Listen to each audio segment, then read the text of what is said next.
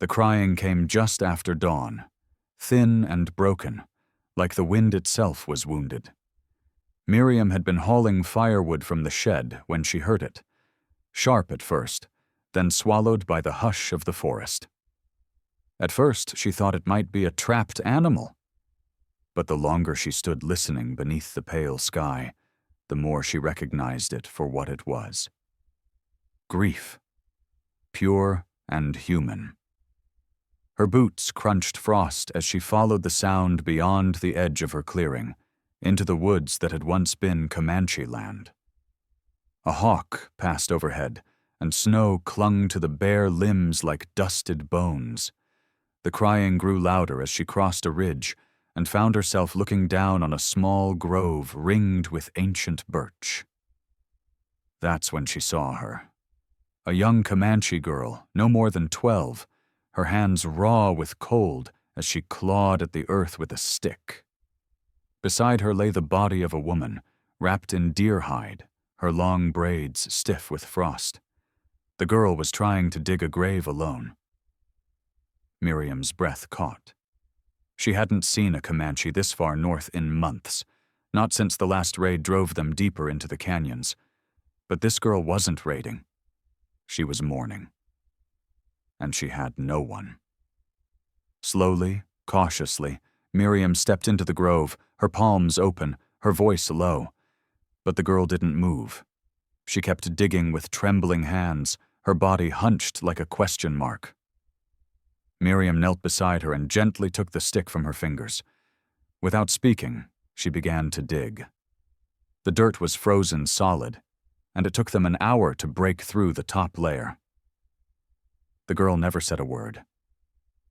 She just watched, eyes wide and haunted, as Miriam worked. When they'd carved out enough space, they laid the woman to rest. The girl pressed something into the folds of the hide. Miriam didn't look. Some things were meant to stay sacred.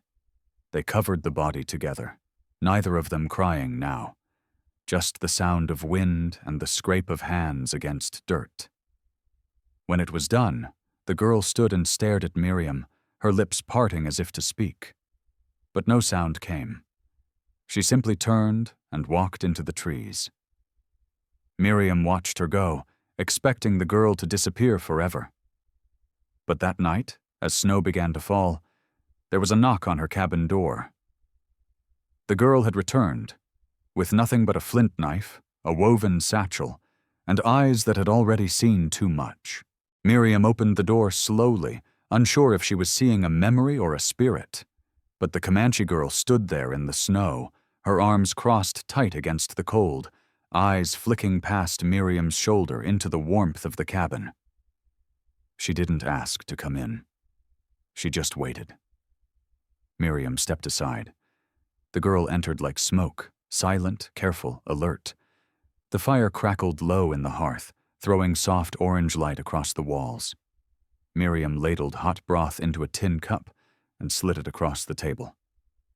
The girl didn't touch it at first. She stared at it like it might be a trick. Then, finally, she took it with both hands and drank as if trying to keep from shaking. Miriam sat across from her, watching the way her cheeks were hollowed, her braids tangled with pine needles. "What's your name?" Miriam asked gently. The girl didn't answer, just pulled the woven satchel close to her chest like a shield. Miriam tried again. "I'm Miriam. That's Bess." She nodded toward the old dog curled by the hearth. Still, no reply. But the girl's eyes softened slightly at the dog's name. Miriam let the silence settle, heavy but not cruel. She knew what it was to have grief so large it stole your voice. Her own husband had died in the winter 3 years back, lungs filling with blood while she sat helpless by the stove. Since then, silence had been her only companion. Until now. That night, Miriam laid out extra blankets by the fire and gestured for the girl to sleep. The girl hesitated. Then, she lay down with her back to the room, clutching the satchel like it contained her mother's soul. Miriam sat at the table long after the fire died low, staring at the embers, wondering what kind of world forced a child to bury her kin alone. At first light, the girl was gone. Panic rose in Miriam's throat as she stepped onto the porch, expecting tracks leading into nothingness. But the girl wasn't running. She was crouched by the chicken coop, cradling an egg in her palm like it was gold. Miriam almost laughed. Instead, she stepped down into the frost and handed the girl another basket. Wordlessly, they began the day together.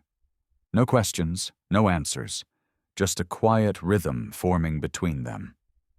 That evening, Miriam found the girl had stacked firewood, fed the dog, and cleaned the tin cups, and on the table she had left a single carved bead, the kind Comanche mothers passed down through generations. By the third morning, the rhythm had become a language of its own. The girl still hadn't spoken, but every movement she made said something. The way she stirred the stew when Miriam was tired, how she mended the corner of a blanket without being asked, or how she paused to pet Bess before starting chores. Miriam had begun to call her Little Birch in her mind. Quiet, rooted, but always watching. That day, while hauling water from the creek, Miriam noticed something that didn't belong. Tracks, deep, wide, and too heavy for deer, cut across the edge of her property. Boot prints, not hers, not the girl's, and too fresh. Her stomach knotted.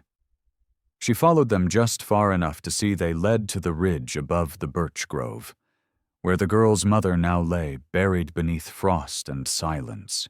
Miriam didn't tell the girl. She didn't have to.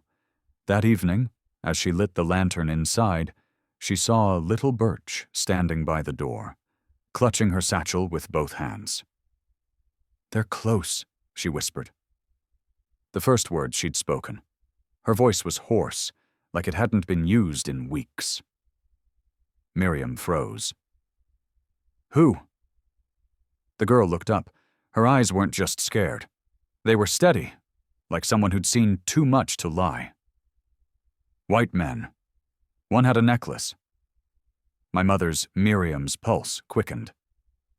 "They followed you?" The girl shook her head. "They followed her. They want what she carried." Miriam closed the curtains slowly, thinking. "What did she carry?" The girl hesitated. "Names. She was a map of names they buried. They think if they erase her, no one remembers." The words didn't make full sense yet, but Miriam didn't press. She only said, "Then they can't know you're here." That night, she dug out her late husband's rifle from beneath the floorboards. She hadn't touched it since he died. The metal was cold, the stock worn smooth by his hands. The girl watched her silently from across the table. "If they come," Miriam said, loading one round at a time, "they won't find you." But Little Birch shook her head.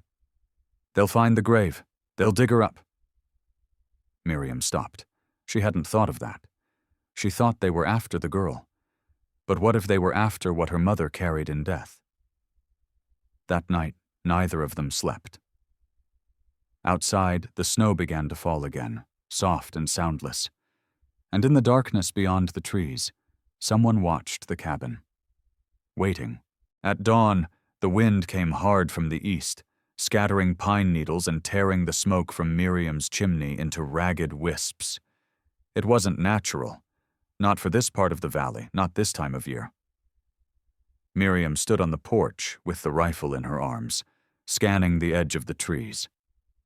Little Birch remained inside, crouched by the fire, carving something into a strip of bark with the tip of a flint. She hadn't spoken since last night, but her eyes followed every shadow. "We have to move her," Miriam finally said, stepping back in. The girl looked up. "Tonight." "It's not safe at the grove," Miriam continued, crouching beside her. "If they're tracking what your mother carried, we need to bury her where they'll never look. Or burn her. That would be better." But the girl's head snapped up. "No, she whispered. "Fire steals her spirit." Her voice was firmer now, touched with urgency. She carried names, from our last gathering before the soldiers broke the treaty, the names of those they killed after the paper was signed. She memorized them. When she knew she was dying, she wrote them, with bone ash and berry ink. Wrote them where? The girl reached into her satchel and pulled out a smooth hide strip, folded tightly. Here. But if they find her body, they'll say she lied. They'll burn it, and the truth with it.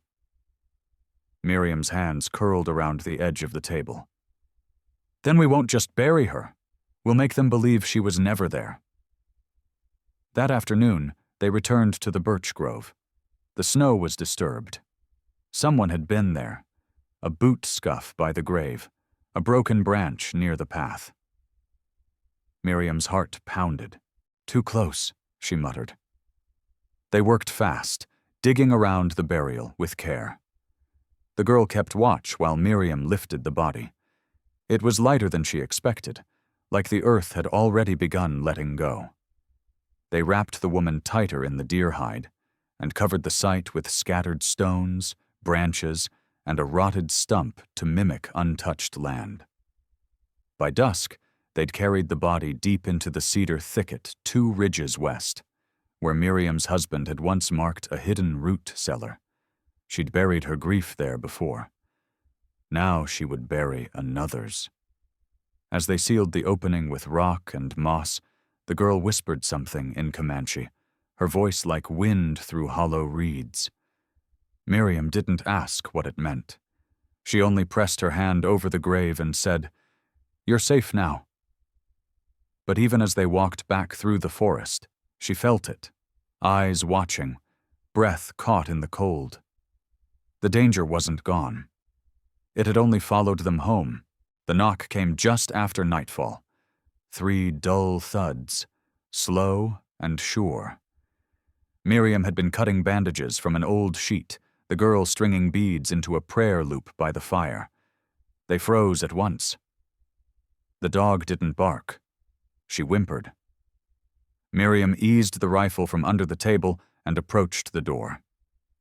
"Evening, ma'am," came a voice from beyond the wood. Too smooth, too polite. "We're looking for a girl. Maybe you've seen her. Comanche, traveling alone, dangerous." Miriam didn't open the door. "No one's been by?" she called, voice flat. "Not in days." A pause, then, "Funny. We saw fresh tracks, and your coop's got 2 more chickens than it did last month." Miriam's stomach turned. She hadn't even noticed. Behind her, the girl pressed her fingers to her lips, eyes wide. "We'll be on our way then," the man said. But a second voice added, "Mind if we come in?" "Cold out here." Miriam didn't move. "I do mind." Silence. Then the first man chuckled, a low sound without warmth. "Fair enough, miss. We'll check the grove then." Her chest tightened. They still thought the girl's mother was buried there. As their footsteps crunched off into the dark, Miriam slid the wooden bar into place and turned to the girl. "They'll dig tonight," she whispered. "They'll find nothing," the girl said, "but they'll come back angry." Miriam nodded. "Then we prepare." They spent the next hour securing the cabin. Miriam sealed the back window with a timber slat. The girl placed small traps in the snow. Snares her mother must have taught her. Miriam hadn't felt this kind of clarity since the war, back when every night was a maybe. And yet, something had changed in her. She wasn't just protecting herself anymore. As the fire burned low, the girl placed the prayer loop she'd finished into Miriam's hand. "It's not just for prayer," she said. "It's a warning. If it unravels in the wind, someone's coming." Miriam stared at the loop of beads and leather, then nodded slowly. "Then let's hope it stays tight." That night, she slept with the rifle beside her bed, boots on, coat half-buttoned. But somewhere around midnight, the dog growled, low, steady, pointed toward the chimney. Miriam sat upright. She looked to the girl, already awake, already reaching for the satchel. Outside, they heard it again. Not a knock, not a voice, but a quiet, scraping sound, something brushing against the outer wall. The wind was still. Whatever was out there was human. Miriam moved silently, pressing her back to the wall beneath the window. The dog stayed close, trembling but not barking. The scraping outside stopped, then started again, on the opposite wall now. Whoever it was, they were circling the cabin. The girl motioned to the fireplace. "If they drop fire down the flue," she whispered, "the roof will catch." Miriam nodded grimly. "We can't wait for that." She handed the girl a folded wool blanket and gestured to the root cellar hatch beneath the hearth. "Go. If anything happens, don't come up until morning." The girl hesitated. "I won't leave you." "You're not," Miriam said. "You're surviving." The girl opened the cellar and slipped into the shadows, clutching her satchel. Miriam replaced the rug above the hatch just as a shadow passed across the window. Then, glass shattered. A small bundle landed inside, rolled across the floor, and started to smoke. Grease-soaked cloth. Firebomb. Without thinking, Miriam grabbed the stew pot from the hook and dumped it over the flames. The hiss was sharp, steam filling the cabin. Then came a crash at the door. "She's in there!" someone shouted. "Get the girl!" Miriam leveled the rifle as the wooden bar cracked, splintering under a boot. One shot rang out, her bullet tearing through the plank and into the dark beyond. A grunt. Then silence. She heard retreating steps. Curses. Then another voice closer than before. "She's bluffing. There's no one but her. Get the satchel and burn the rest." Miriam fired again. Another scream. But she knew she couldn't hold them off forever. Not alone. Not with just 5 bullets. Then came something unexpected. A horn. Not loud, not from town, but a hollow, ancient note, echoing from the ridge. Then another, answering. The men paused. Miriam's heart thudded. She hadn't called for help. Who had? Outside, a voice barked in Comanche, then another. Then a scream. One of the white men panicked. The wind shifted. Shadows moved through the trees. Silhouettes on horseback. Bows drawn. Riders, Comanche. Real ones. Not ghosts, not myths. Riders who had been watching, waiting, protecting the girl from afar. The raiders broke and ran. Hooves pounded the ground. One man was thrown from his saddle by a lasso. Another disappeared into the woods. In moments, it was over. Smoke curled from the porch where the firebomb had scorched the wall, but the cabin stood. Miriam stood shaking, rifle still in hand, when a tall Comanche man stepped into the light. He looked past her toward the hearth. "Where is she?" he asked in English, voice deep and calm. "My niece." The cellar hatch creaked open slowly. The girl rose from the darkness, eyes darting to the tall Comanche man, then to Miriam, unsure who to run to. The man dropped to one knee, arms open, speaking something soft in Comanche that cracked the girl's expression wide with recognition. She stepped into his arms slowly, then suddenly, fully, a rush of emotion breaking her silence. Miriam turned away to give them space, her chest tight. For days, she'd guarded this child with everything she had. Now she was giving her away. "I thought she had no one left," she said quietly. The man looked up, still holding the girl. "She didn't. Until I heard the old stories stirring again. Until we followed the crows and the wind, like our mother taught us." Miriam studied him. He wasn't young. He bore scars and feathers braided into his long hair. His rifle was older than hers. "She said her mother carried names," she told him. "That's why the men came." The man nodded. "Her mother was my sister, keeper of the truth." The names of those buried wrong, never mourned. I carry the rest now." He touched the satchel gently. "And now that truth will not die." Miriam stepped forward, uncertain. "What will you do with it?" "Hide it," he said simply, "until there are men in this land who care more for justice than silence." He looked at her then, directly. "Like you." The words hung between them, strange and warm. The girl stood now beside him, looking at Miriam with something new in her eyes. Respect, perhaps, or something deeper. She reached into her satchel and pulled out a small beaded bracelet, different from the prayer loop. "My mother made this for my journey," she said softly. "But I think it was for you." She tied it gently around Miriam's wrist. The woman stared down at it, speechless. The man turned to leave. "We will not return here," he said. "It's no longer safe. You should leave too." "I've got roots here," Miriam said quietly. "So did we," he replied. "But roots don't always survive fire." He turned, and the girl followed him out into the snow. They mounted horses waiting in the woods, then disappeared like smoke into the dawn. Miriam stood at the edge of her porch until the hoofbeats faded, the cold pressing in again. Only then did she look down at her wrist and whisper, "Safe travels, little birch." And for the first time in years, she went inside and began packing. Miriam moved quickly the next morning, rolling up blankets, stuffing dry meat and beans into her knapsack, her fingers stiff from more than just the cold.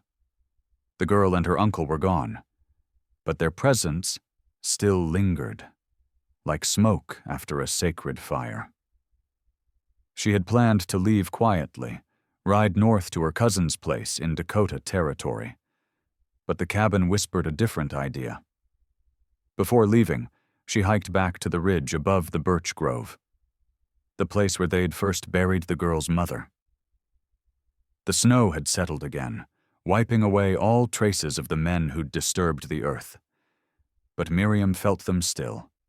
Men who erased truth, buried names, chased silence. She knelt in the middle of the grove, drew her flint, and struck sparks into the dry bundle of pine needles she carried. A small fire caught, and with it, she fed the fake documents she'd once signed to claim this land. Deeds written by men who'd never stepped foot on it. Lies burned fast. She pressed the beaded bracelet to her chest, closed her eyes, and whispered her own names. Not for war, but for memory. Then she doused the flame with snow and scattered the ashes with her glove. Back at the cabin, she saddled her horse and hung the rifle across the saddle horn. But just as she prepared to ride out, something caught her eye. Smoke, thin and rising from the south ridge, not hers, not accidental, controlled. She narrowed her eyes. Another homestead, she thought, but no, too far. And then she realized. The raiders had returned. Maybe not the same men, maybe not even for the same girl, but men like that always returned, like wolves. She could ride away. She had every reason to. But her hands gripped the reins too tight. That night by the fire, when the girl placed the bracelet on her wrist, she hadn't just been saying goodbye. She'd been marking her as something else. Keeper. Witness. Guard. Miriam turned the horse, not toward the open trail north, but back toward the smoke. As she rode, the sun broke through the trees, casting gold across the snow, her breath catching in the light. She remembered what the girl had said. Fire steals the spirit, but only if you let it. Maybe it was time the fire burned a different name into the land. Hers. And if the men with hollow eyes came looking again, this time they'd find someone waiting, not to run, not to hide, but to stand. Miriam kept to the tree line as she approached the smoke, her horse stepping silent through the powdery snow. From a rise above the clearing, she saw them. 3 men with rifles slung over their backs, gathered around a crude campfire. Their horses stood tethered nearby, steam rising from their flanks. One man was laughing, chewing jerky, gesturing toward a rough sketch pinned to a saddlebag. Even from a distance, Miriam could make out the lines of a face, a girl's face, Comanche, the girl she had hidden, still being hunted. Her stomach clenched. The man with the sketch folded it and tucked it into his coat, then kicked snow onto the fire. "We move west by noon," he said, voice sharp in the stillness. "The old woman might have helped her. We'll smoke her out next." Miriam turned her horse quietly, slipped away through the trees. She rode hard for a mile, backtracking the path to her cabin, her mind racing. They weren't giving up, and now they were coming for her. She could run, get a day's lead, hide along the foothills, but she knew that wouldn't stop them. Not this kind of man. That night, back at the cabin, she made her decision. She spread out every piece of knowledge she had on the land, trails, ridges, blind turns. She built traps the way her husband had during the war, taught by scouts who'd known how to hunt men. She soaked rags in bear grease and hung them near the coop, where wind would carry scent far beyond. Then she dug, not to bury something but to unearth it, an old chest beneath the floorboards, left by the cabin's first builder. Inside, 2 sticks of dynamite wrapped in wax cloth. Miriam smiled grimly. She slept little. At first light, she heard them, hooves on frozen dirt, slow and deliberate. She stayed by the window, rifle in hand, fire cold. When the first knock came, it wasn't polite. "We know she was here," a voice shouted. "A woman like that don't just vanish." Silence from inside. Another kick to the door. "You help her, you'll burn like she should have." Miriam waited. Let them enter. 1 foot crossed the threshold, then 2, and that's when the floor gave. Just a foot. But enough. A trapdoor rigged to snap, and behind it, the dynamite sat in a hollow box. Miriam, already out the back, struck the flint. The earth shuddered. Smoke rose, and 2 men never left that cabin again. As for Miriam, she rode fast into the hills, beaded bracelet tight on her wrist, wind at her back, and the truth still burning bright. Days passed. Then weeks. The winter deepened, sealing the valley in silence once more. Miriam never returned to the old cabin. The land was scorched now, marked by flame and blood. But in its ashes, something else had taken root. A decision, a truth, a pact made between a settler and a child who had never been meant to meet. Far to the west, near the sacred red cliffs where the hawks rode the thermals, Miriam made a new camp. Not quite a homestead, not quite a hideout. Just a quiet spot where no one asked questions. Her horse grazed peacefully. Her hands healed from the frostbite. And sometimes, when she looked at the beaded bracelet still tied to her wrist, she remembered the girl's eyes, how they saw everything and still dared to trust. One morning, as dawn turned the snow golden, a rider approached from the far ridge. Miriam didn't reach for the rifle. She recognized the way he sat the horse, upright, still, as if carrying memory on his shoulders. It was the uncle, the Comanche elder. He dismounted and approached slowly. "She made it," he said, "to her grandmother's people. They keep her safe now." Miriam nodded, her breath catching. "Good." He reached into his satchel and pulled out a folded hide, newer than the others, clean and stitched with care. He handed it to her. Inside were marks, not just names but drawings, women, children, elders. She remembered them all, he said, and she told their stories right, because of you. Miriam's throat tightened. "I just gave her shelter." "You gave her time," he said. "Time is everything when you're hunted." They sat by the fire together, He said little more, but before leaving he pressed something into her palm, a small carved wolf made of bone. "She named you White Wind," he said, "the one who moves quiet but carries storms." Miriam smiled, tears stinging her eyes. "I'll try to live up to that." He nodded once and rode off into the rising sun.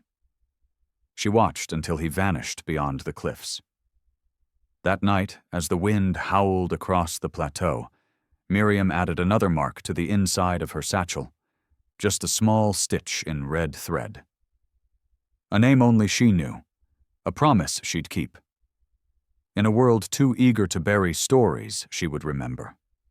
And if anyone came asking what happened that winter, she would tell them nothing, except that once, the snow stayed quiet, because someone chose to listen.